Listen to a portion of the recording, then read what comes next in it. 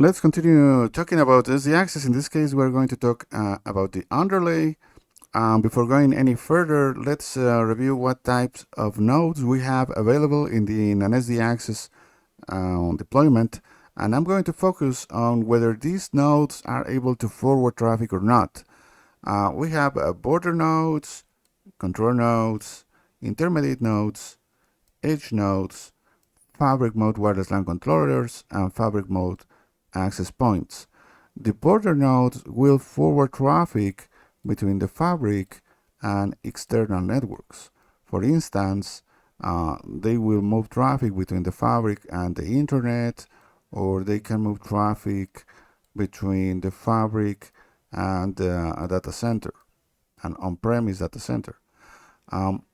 We have the intermediate nodes that will move traffic within the fabric. We have the edge nodes that will move traffic or forward traffic between end devices and the fabric. And I have access points that will also forward traffic between wireless devices and the fabric.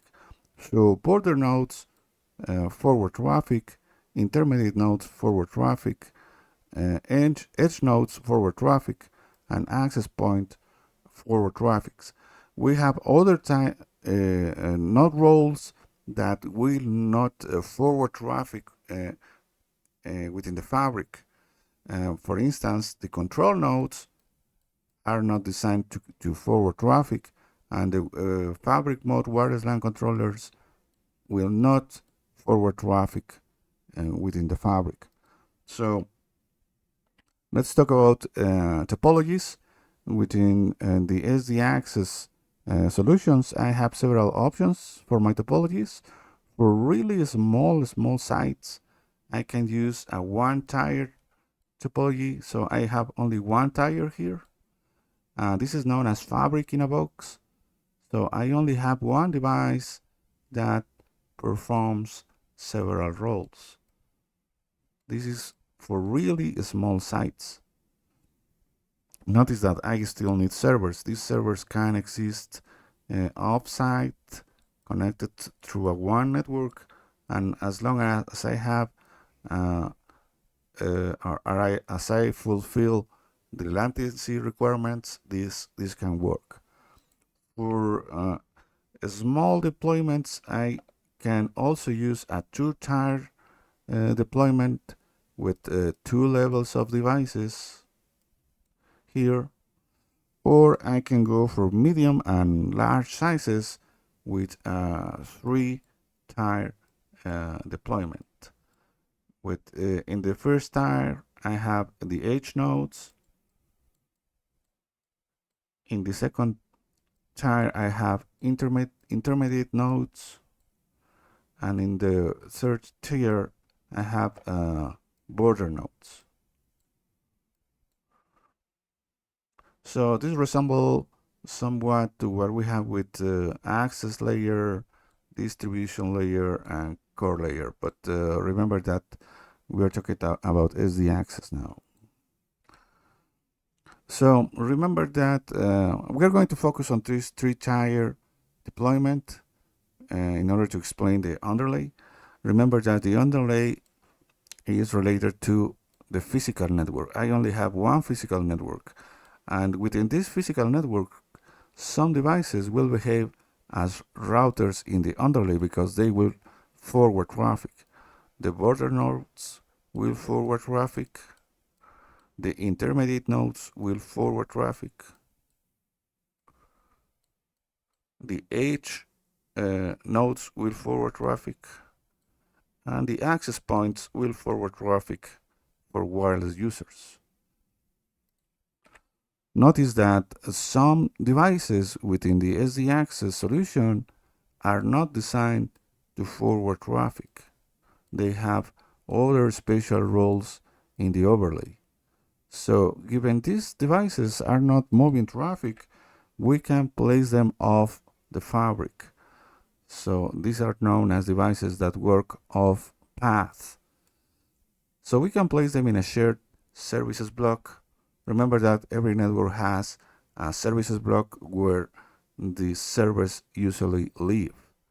So you usually have your DHCP servers and your DNS servers living in a service block. Given we're talking about SD-Access, we also have here our I server that is used as a AAA server, and the Catalyst Center, formerly known as DNA Center, for our SD-Access solution. ICE is used for other security enforcement of TrustSec protocols. For instance, I can do scalable group tags and virtual network ID assignment using ICE, but I'm going to talk about that in another session. But the point here is that I have control nodes and wireless LAN controllers living off path outside the fabric. And as long as I have reachability of around 100 milliseconds from the Catalyst Center to these devices and to these devices, everything will work just fine.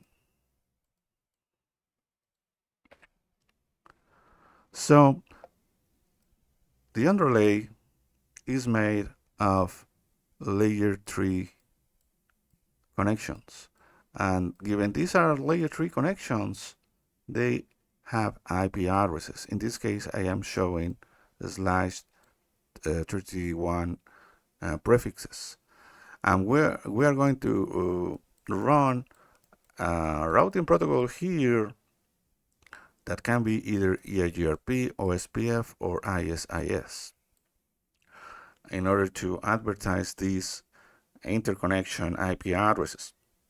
So by doing so, we are not using first hop redundancy protocols, we are not using a spanning tree protocol, we are configuring BFD in order to shut down a link if it is misbehaving. So BFD will help me ascertain the health of my layer 3 interconnections. I'm going to use jumbo frame of at least 9100 bytes for the MTU. Given we are going to use a lot of tunneling in the overlay, we will need the extra MTU, the extra bytes in the MTU. If I want to have redundancy for my links, I am going to make use or take advantage of my routing protocol. Remember that routing protocol supports equal cost multipath load balancing. So my routing protocol will make sure to load balance traffic across these links, so I can stop using Ether channels and rather use equal cost multipath load balancing if I have multiple links. So Ether channels are not really recommended with SD-Access, but Ether channels are still recommended in order to connect your wireless LAN controllers to the network. Remember that your wireless LAN controllers can exist in your services block, or you can connect them at your intermediate nodes.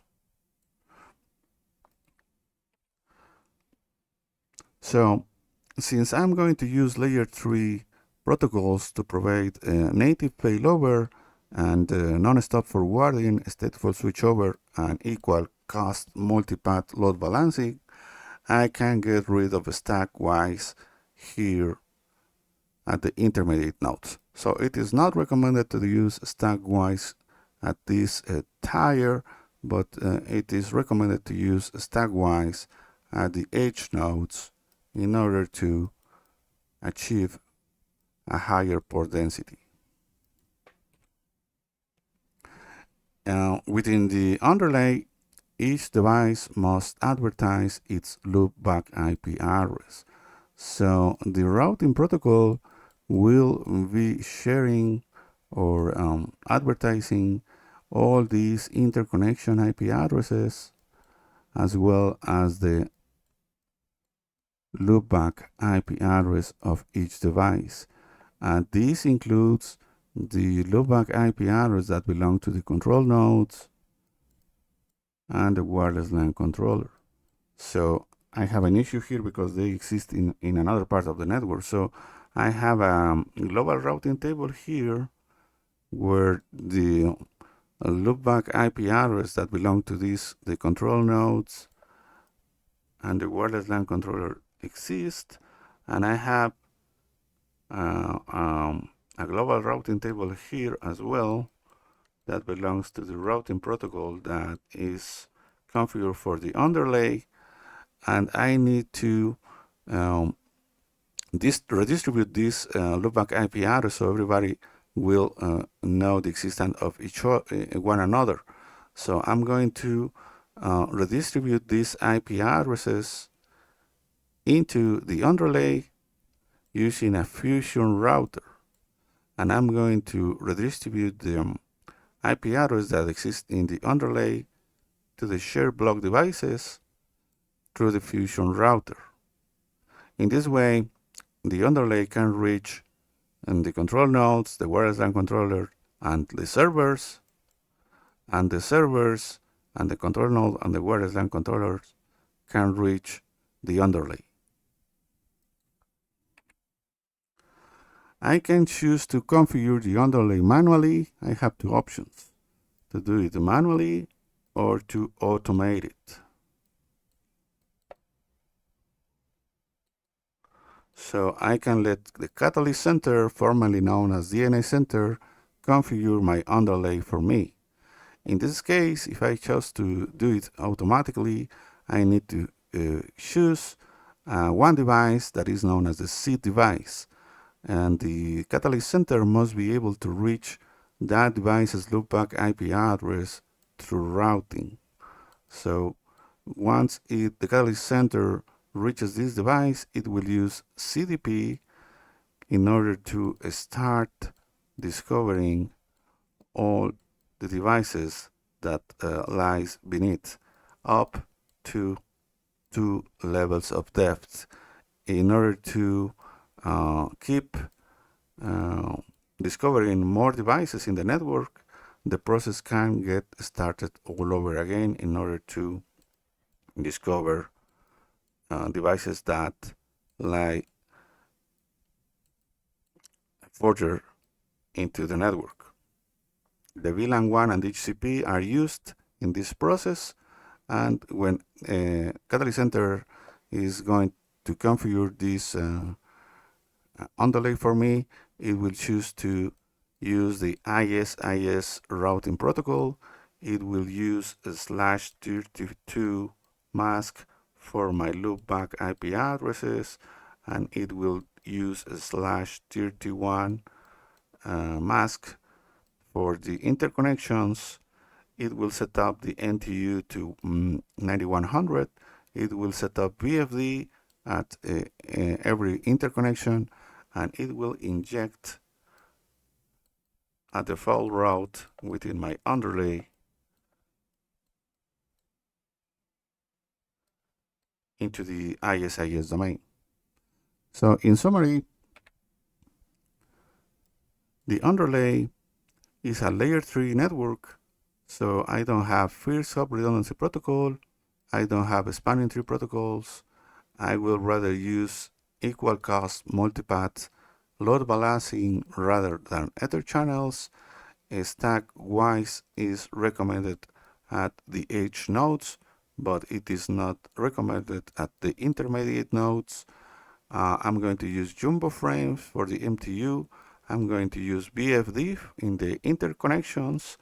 I am going to use non-stop forwarding and stateful switch over, and the loopback IP address of each device must get advertised through the routing protocol, including the loopbacks that belong to the wireless LAN controllers and control nodes. And I can choose to do all of these manually, or I can choose to let Catalyst Center, formerly known as DNA Center, to perform all this automation for me. That's it.